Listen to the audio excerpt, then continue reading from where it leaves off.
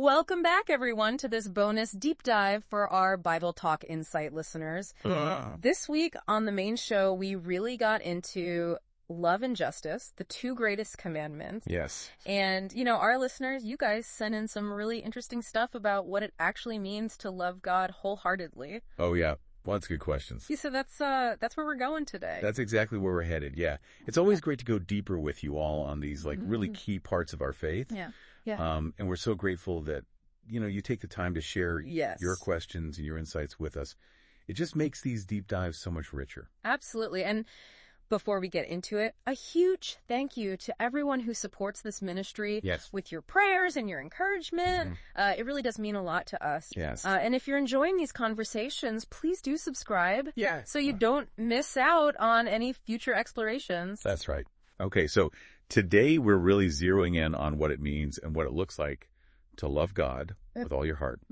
You've given us some great starting points in Scripture. Yeah. And our goal is to really shine a light on those for you. Yeah. Pulling out those key lessons and how they connect to your own walk.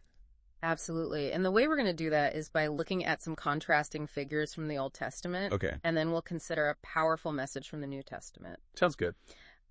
First up, we're going to examine Solomon. Right. Who, he started so strong. Yes, he did. But his devotion unfortunately faded over time. Then we'll look at Joshua. Okay. A man known for his just steadfast commitment. Absolutely. And finally, we're going to turn to the church of Laodicea. Okay. And that pretty stark warning about lukewarmness. Yes, a very vivid picture there. So, yeah, by contrasting these examples, we're hoping that you'll get a clearer picture of what it means to be truly devoted and maybe even spot some sneaky pitfalls to watch out for in your own journey. Right, like things that trip us up that maybe we're not even aware of. Exactly. Okay, so let's start with Solomon. Right. It's fascinating because he didn't stumble right out of the gate. No, he didn't. He had a really strong start, didn't he? He did. He really did. Think back to 1 Kings chapter 3. Okay. When God offered him anything he wanted. Solomon asked for wisdom to lead God's people well. Yeah. That wasn't about getting ahead himself. Right. It was about serving others well. Yeah. It shows a heart that's aligned with God's purpose. That's such a great illustration of how that desire to serve and to lead with wisdom is such a big part of loving God. It is. And then, of course, you have this massive project of building the temple, which is all laid out in 1 Kings chapter 6. That's right. That was a huge commitment of resources and energy driven by a desire to honor God's presence among his people. Exactly. And we can't forget that heartfelt prayer of dedication in 1 Kings chapter 8. Right. Just so humbling. Yes. And shows how dependent he was on God. Yeah. So, yes, the beginning of Solomon's reign really paints a picture of true devotion. And I think it gives us that encouragement that, a strong and genuine start in our relationship with God is totally possible. Absolutely. It's something we can achieve. But then the story takes this sad turn. It does. And this is where it gets really interesting. And I think even more importantly, this is where we find this cautionary tale for ourselves. Right. What were the key factors that led to Solomon's heart straying from God? Well, the sources point to a few connected areas where he compromised. Okay. One of the biggest was his relationships. Deuteronomy 7 is very clear about not marrying foreign women. Yeah. Specifically because their beliefs could lead God's people astray. Right. But 1 Kings 11 tells us Solomon married many foreign wives. He did. This wasn't just about companionship. Yeah. It had spiritual consequences. Yeah. Solomon put his own desires above God's clear instructions. It really shows you how much our close relationships can impact our spiritual lives. Oh, absolutely. It wasn't just a cultural exchange. Right. It was a spiritual vulnerability. It makes you think about the influences we let into our own inner circle today. That's such a good point. Yeah. And that compromise led directly to the second big mistake, idolatry. Right. 1 Kings 11 describes how Solomon built shrines for his wives' gods. He did. And even took part in their worship. Yeah. This wasn't just tolerating other religions. But it was directly breaking his covenant with the one true God. Yeah. It shows how divided loyalties can take us down a dangerous path. You just can't serve two masters. Yeah. As Matthew 6.24 reminds us. It's a powerful image. It is. And honestly, it's a little sobering to see how what seem like personal choices can have huge spiritual consequences. Right. Not just for ourselves, but for those around us. That's right. And then we see this gradual creep of materialism and pride. Right. 1 Kings 10 talks about Solomon getting all this wealth, horses, chariots, which went against the warnings in Deuteronomy 17 about kings accumulating that kind of worldly power. Yeah. It wasn't that the wealth itself was bad. Right. But the pursuit of it, the reliance on it, yeah, that likely pulled his focus and dependence away from God. Mm-hmm. It's a timeless reminder of how easy it is to get caught up in worldly possessions. It really makes you wonder, what are those distractions for us today? You know, it's not horses and chariots for most of us. Right. But what are the things that can sneak in and take God's place in our hearts? That's such an important question for you to think about. Yeah. The source material really encourages you to consider what your modern idols might be. Right. Maybe it's that constant chase for career success that comes at the cost of your family or your well-being. Right. Or maybe it's that need for validation on social media, where your worth gets tied up in likes and followers. Yeah. Instead of God's unconditional love. It could even be good things. Yeah. Right? Right. Hobbies or even relationships if they start to overshadow your devotion to God. Absolutely.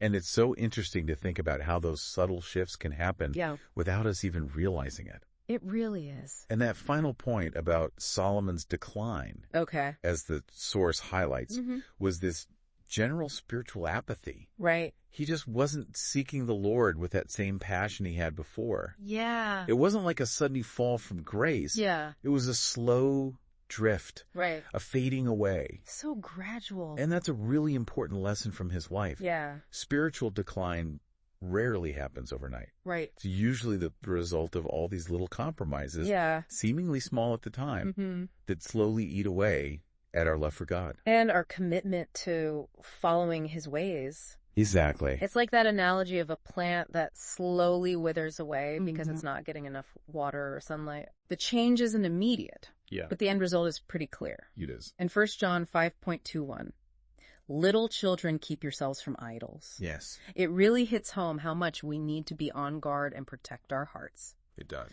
The source asks, have you ever noticed those subtle drifts in your own life?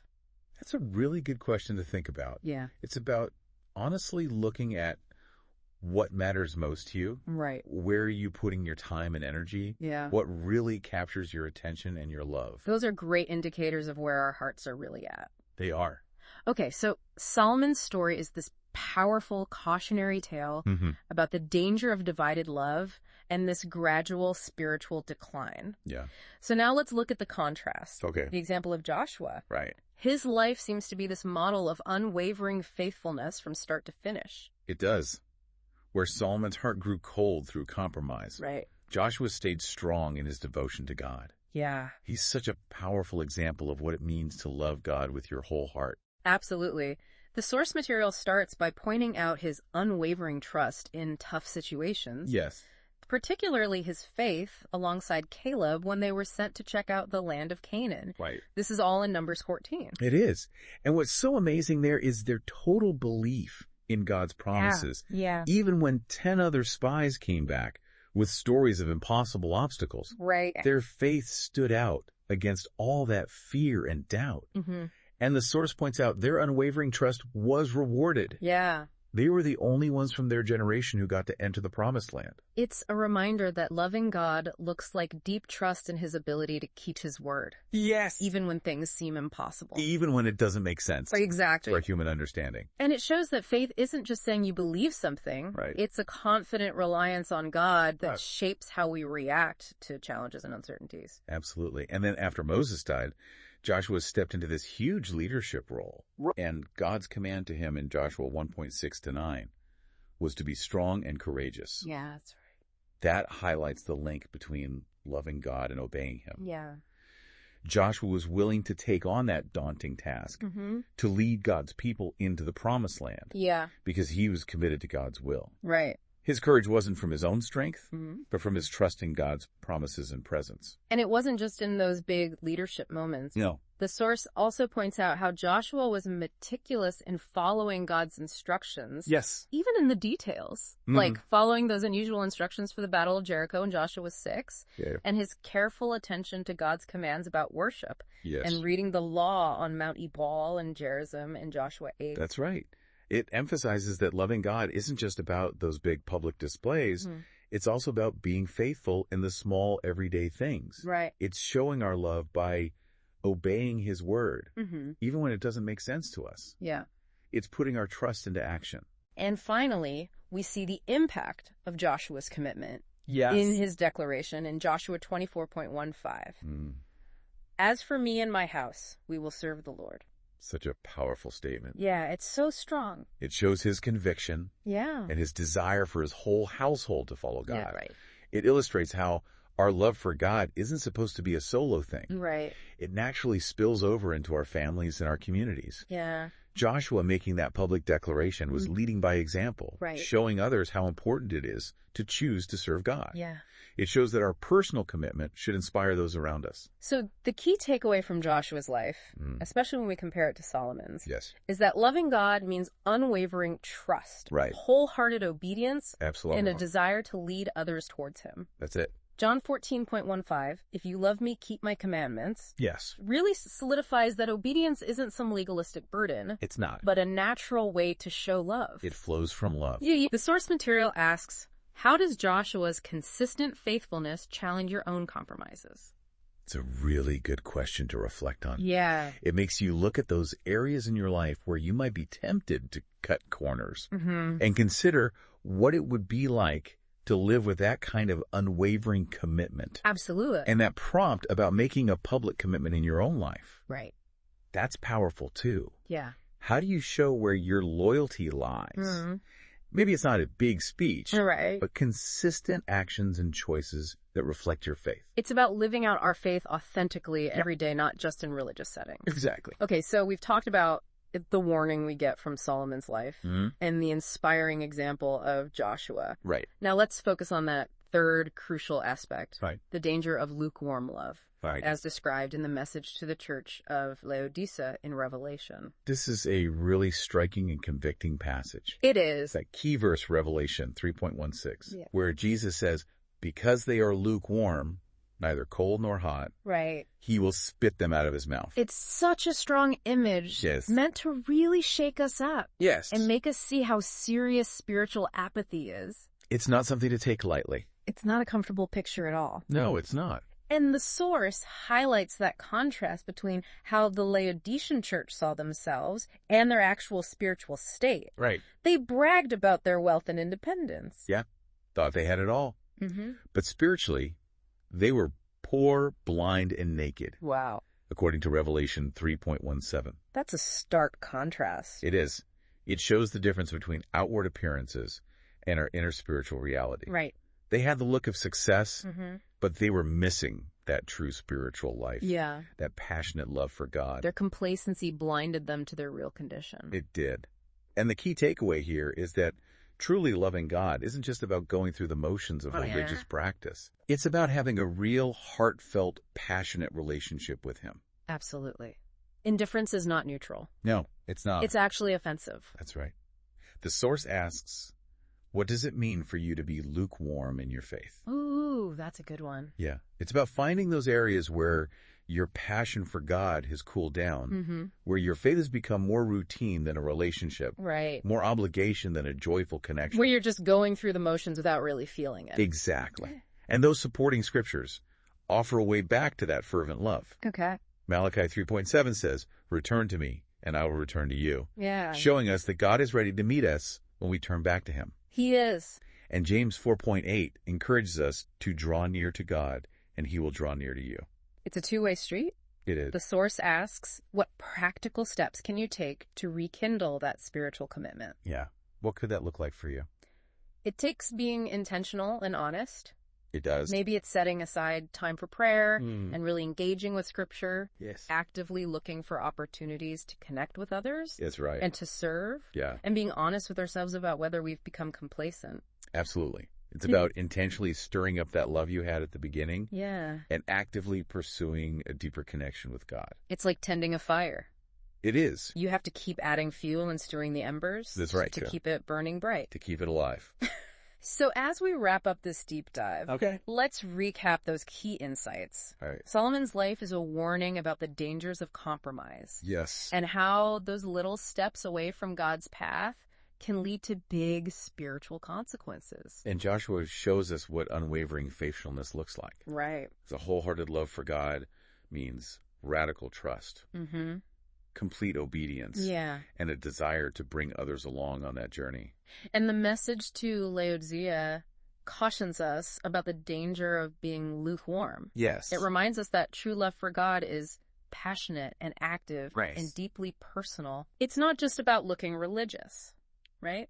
So the main message that comes through all these examples is that loving God isn't passive. It's not. It's not a one-time division. Yeah. It's a choice we make every day. Every day. With our whole hearts in everything we do. It's about where our hearts are pointed. Exactly. So here's a final thought-provoking question to take with you. Okay. When you look at your daily choices, do they truly reflect a wholehearted love for God?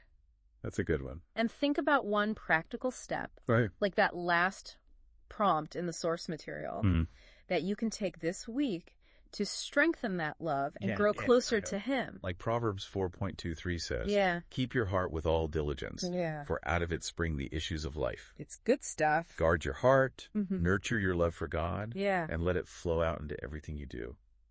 We really encourage you to spend some time with those discussion questions from the source material. They're really valuable. Yeah. They offer a chance to reflect and apply these truths to your own life. Absolutely. Thanks so much for joining us for this deep dive. It was great to have you all here. We'll see you next time. See you then.